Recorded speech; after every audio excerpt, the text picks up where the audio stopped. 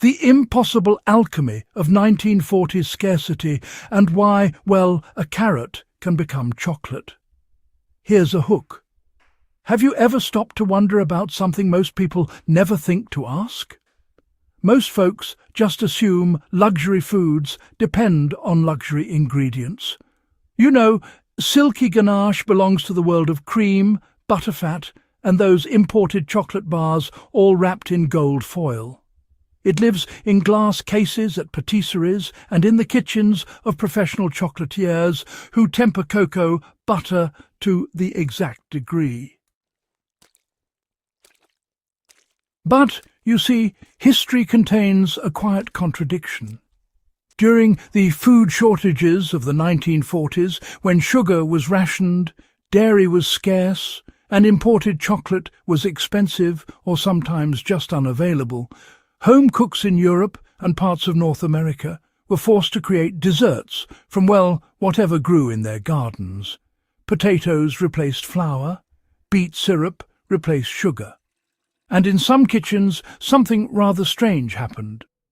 Cooks discovered that a humble carrot, freshly pulled from the soil, still coated with a bit of garden dirt, could actually be transformed into something that looked, tasted and behaved like a rich chocolate ganache. Not carrot cake, not a vegetable dessert. An actual glossy chocolate spread with a texture that rivals high-end confectionery.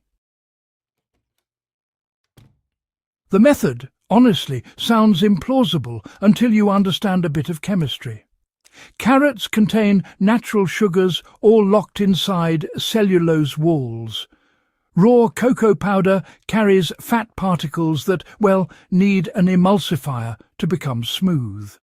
With careful heat, timing, and a bit of mechanical blending, wartime cooks discovered that carrots could release enough glucose to bind with cocoa solids and form a velvety chocolate mass. The result fooled people. Blind taste tests in modern kitchens have shown that really many tasters cannot immediately identify the vegetable base. Instead, they describe dark chocolate, subtle sweetness, and a surprisingly close texture to truffle filling. This forgotten trick from wartime kitchens matters again today. Supply chains remain fragile. Luxury ingredients, they fluctuate in price. Cocoa harvests face climate pressure. Dairy costs climb every year. Anyone interested in food resilience, culinary history, or, practical self-reliance can learn something powerful from the improvisation of the 1940s. This guide explores that unlikely transformation in detail. How steaming carrots unlock hidden sugar. How can fibre stabilise chocolate the way cream normally does? How careful blending turns a root vegetable into something glossy and decadent? And why a method born from scarcity might just become a valuable survival skill in the modern kitchen. The strange wartime logic that turned garden vegetables into luxury desserts, well, it really is something to marvel at. Scarcity forces creativity in ways prosperity rarely does. During the early 1940s, much of the world experienced strict food rationing. Governments controlled the distribution of sugar, butter, meat, and imported goods. Chocolate, when available at all, was often reserved for military rations. Home cooks adapted quickly. Recipe booklets from the era show extraordinary substitutions. Carrots appeared in puddings, cakes, jams, and even fudge.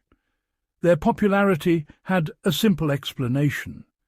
Carrots were easy to grow, resistant to cold climates, and naturally sweet.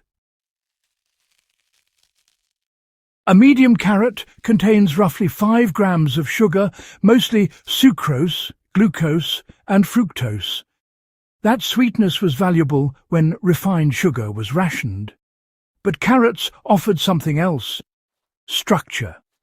Unlike fruits, which break down quickly when heated, carrots hold firm, because of dense cellulose fibres. When heated slowly, those fibres soften without collapsing entirely.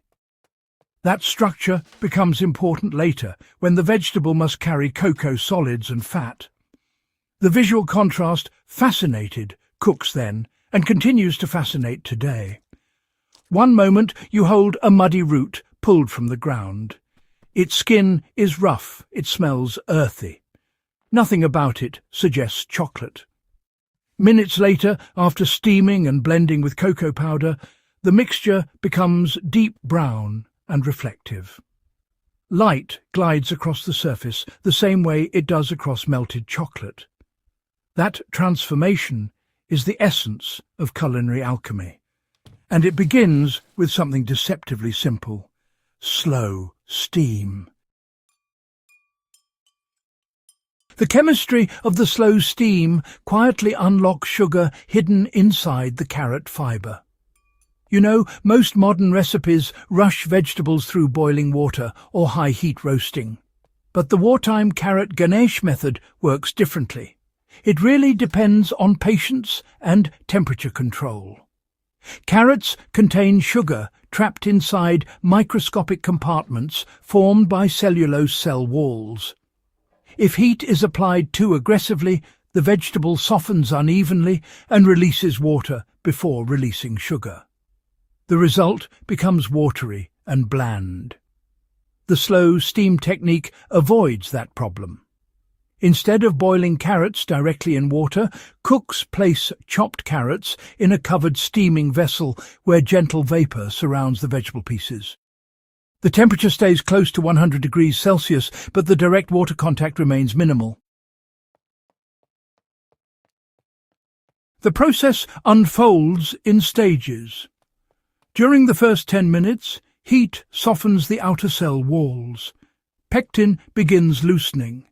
The carrot brightens in colour as carotenoid pigments become more visible. Between 10 and 20 minutes, something more important happens. The cell walls weaken enough so that internal sugars start migrating outward. The vegetables become sweeter as glucose and fructose distribute through the tissue. Around the 25-minute mark, peak sugar availability occurs. The carrot is soft enough to mash easily, yet not so broken down that excess water floods the mixture. Wartime cooks rarely described this chemistry in scientific terms.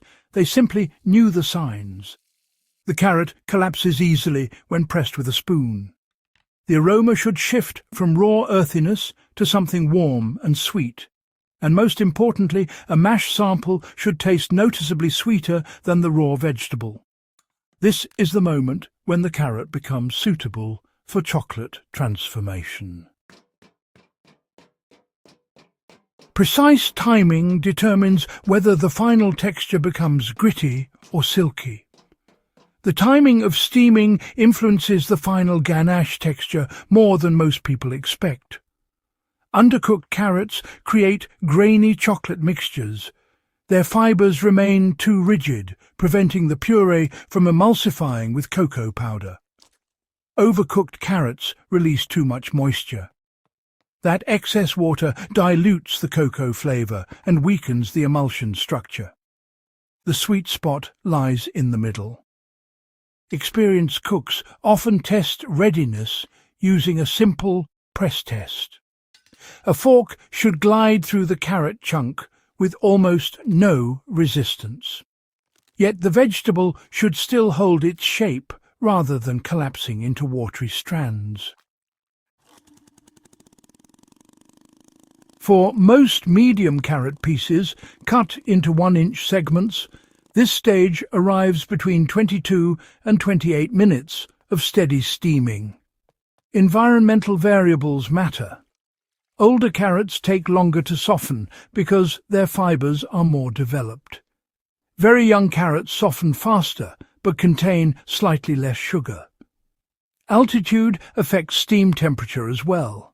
At higher elevations, water boils at lower temperatures, meaning the steaming process may require additional minutes.